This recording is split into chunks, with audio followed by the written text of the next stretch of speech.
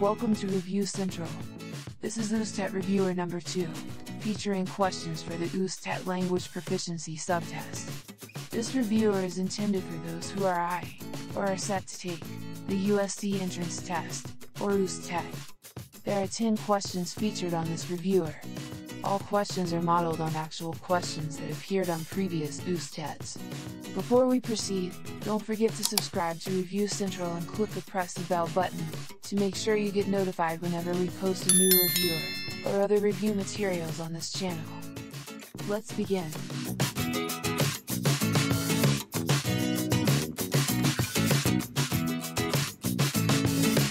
Question number 1. If a person who originally came from high context type of culture works in a neighboring country classified as having low context culture, what would be the best practice of that employee to still work efficiently? A.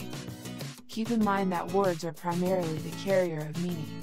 What is being said is what it really is. B. Pay attention to unnecessary nonverbal cues to fully understand what is not being said. C.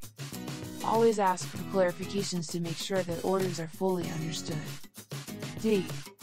Depend on other colleagues first before doing your assigned tasks. E.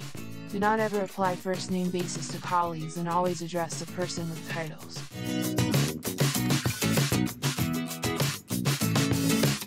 The correct answer is A. This is a question on communication and culture. Keeping in mind that words are primarily the carrier of meaning is the correct answer, because low context cultures are heavily reliant on verbal communication. Always asking for clarifications to make sure that orders are fully understood is something that can be practiced in both high and low context cultures. The rest of the choices can be observed in high context cultures, so they will work against the employee while working in a low context environment.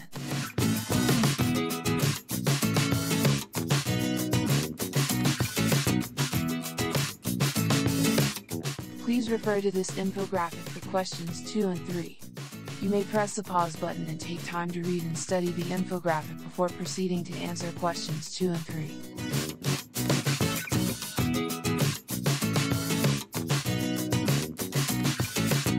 Question number 2. Referring to the infographic in the previous slide, which of the following contributes most in our understanding of what is said to us? A. Instincts. B. Our own experiences. C. The environment we live in. D. Words used by the speaker. E. Body language, tone, and inflections.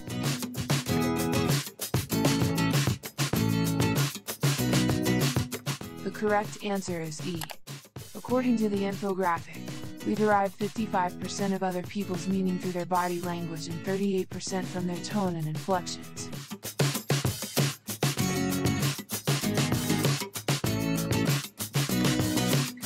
Question number 3. According to the infographic, paralanguage is a combination of A. Our listening skills, focus, and attitude.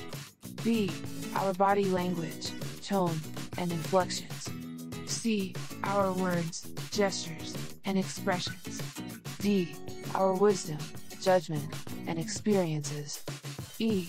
Our facial expressions, posture, and words. The correct answer is B. We can infer from the infographic that words are language, while body language, tone, and inflections are paralanguage.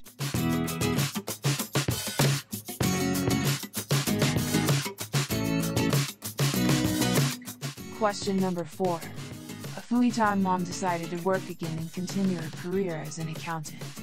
What type of resume should she use? A. Novice. B. Executive. C. Infographic. D. Chronological. E. Functional.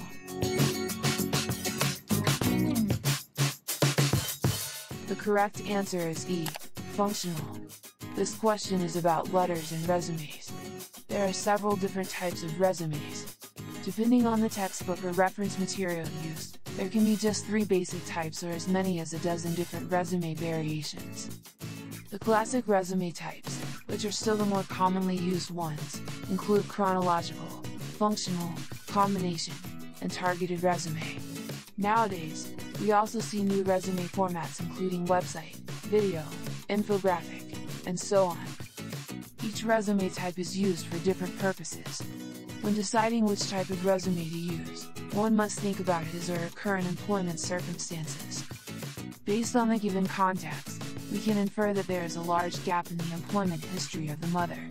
To somehow hide this gap, which will be very apparent in a chronological resume, the mother should choose a functional resume, which might highlight her skills grouped in different categories.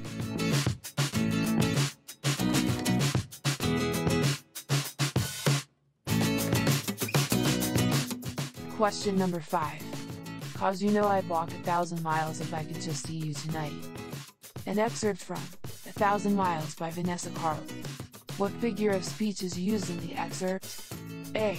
Lighties. B. Understatement. C. Onomatopoeia. D. Metaphor. E. Hyperbole.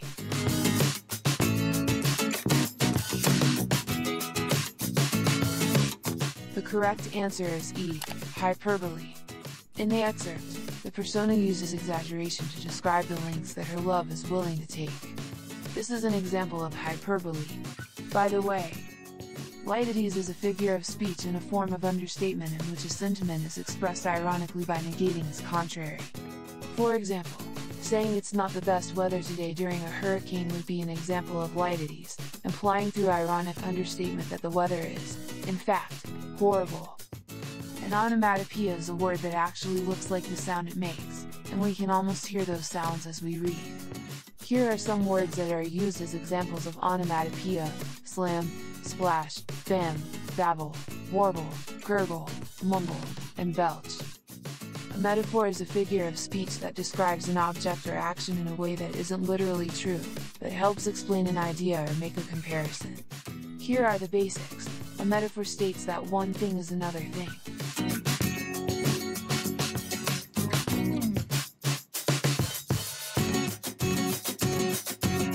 Question number 6. Choose a sentence that does not follow formal American English grammar rules. A. He had lived in Manila for a year when he was a student. B. The game hadn't hardly began before it started to rain. C.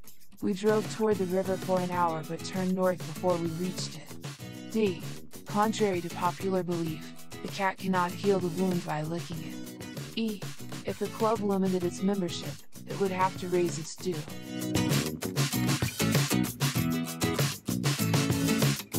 The correct answer is B. This question is an example of identifying errors involving modifiers. The phrase hadn't hardly is a double negative. We can revise this phrase either to had hardly or had not. Furthermore, the helping verb it signals that the main verb should be in the past participle begun.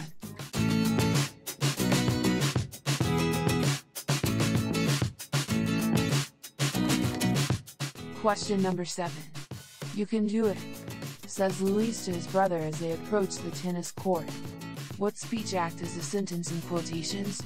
A. Perlocutionary. B. Illocutionary. C. Locutionary. D. Hypolocutionary. E. Hyperlocutionary.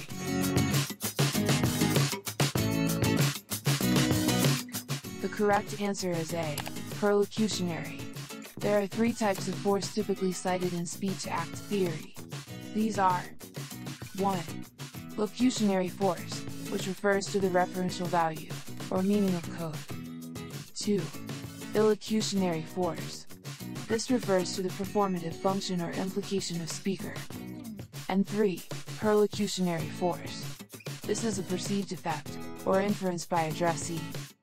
Take note that some references on speech act theory may cite some additional types like hypolocutionary and hyperlocutionary. These possibly just refer to varying degrees of the basic types. Most textbooks agree on just the 3 basic types. In our given question, the focus of the speech is the effect of its utterance, which is to inspire the listener, Luis' brother. This is a clear example of perlocutionary speech act.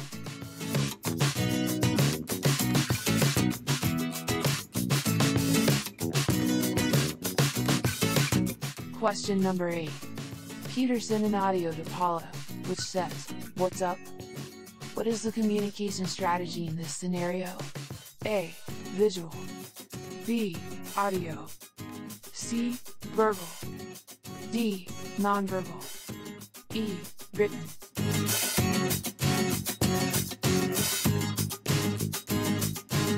The correct answer is C. Verbal. This question is about the nature and elements of communication. Depending on your textbook or reference materials, there are 4 or 5 communication strategies or types of communications. These are verbal, nonverbal, written, visual, and listening. Verbal communication occurs when we engage in speaking with others. It can be face-to-face, over the telephone, via Skype or Zoom, and so on. Some verbal engagements are informal, while others are more formal. Voicemails and voice memos also fall under this type of communication. Nonverbal communication includes facial expressions, posture, eye contact, hand movements, and touch. Whether it is an email, a memo, a report, a Facebook post, a tweet, a contract, etc., all forms of written communication have the same goal to disseminate information in a clear and concise manner. We are a visual society. Think about it. Televisions are running 24/7. Facebook is visual with memes, videos, images, etc. Instagram is an image-only platform, and advertisers use imagery to sell products and ideas. The act of listening does not often make its way onto the list of types of communication. Active listening, however, is perhaps one of the most important types of communication. In our given question, although the message was sent as an audio file, we cannot choose audio because there is no such thing as an audio communication strategy. The audio file contains a recording of Peter speaking, a verbal communication strategy, so verbal is the correct answer.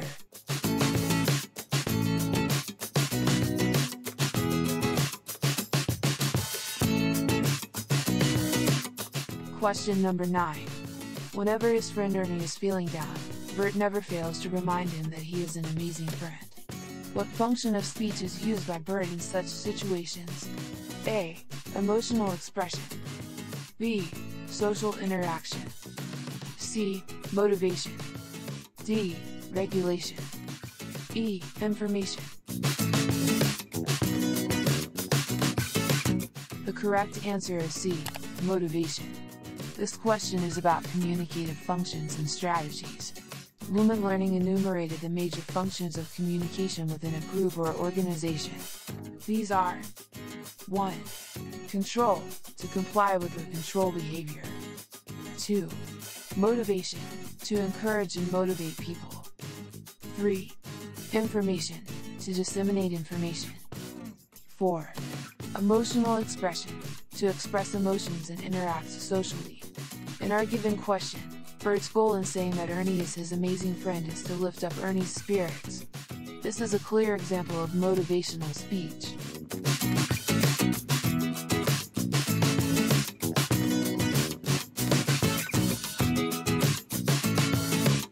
Question number 10.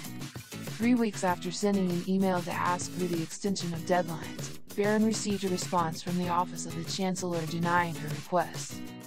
What element of communication is the Chancellor's rejection of her request? A. Sender. B. Receiver. C. Noise. D.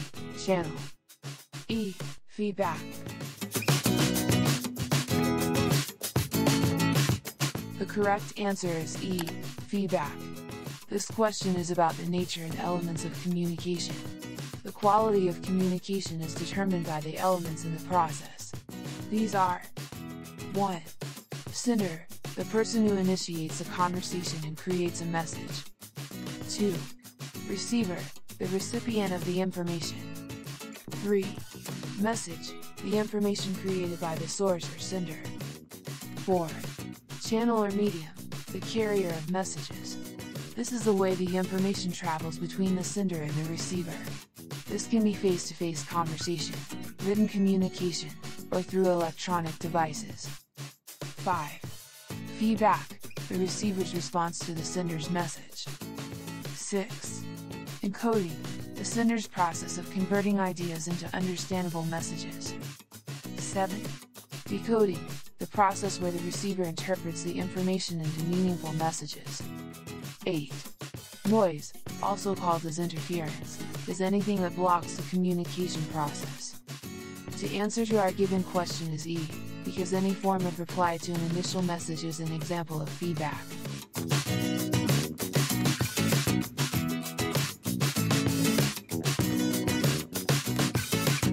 You have just completed USTET Reviewer number 2, which featured questions for the USTET Language Proficiency subtest. If you wish to watch more USTET reviewers for the USTET Language Proficiency subtest, check out our USTET Language Proficiency Reviewers playlist. Check out also our other USTET playlists for other reviewer topics. If you haven't done so yet, please don't forget to subscribe to Review Central, and click or press the bell button to make sure you get notified whenever we post a new reviewer or other review materials on this channel. Please like if you find this video useful, and feel free to share to anyone who may also benefit from it. We wish you all the best on your forthcoming USTET, and we look forward to your exciting days as a Tomasian. Go USTET!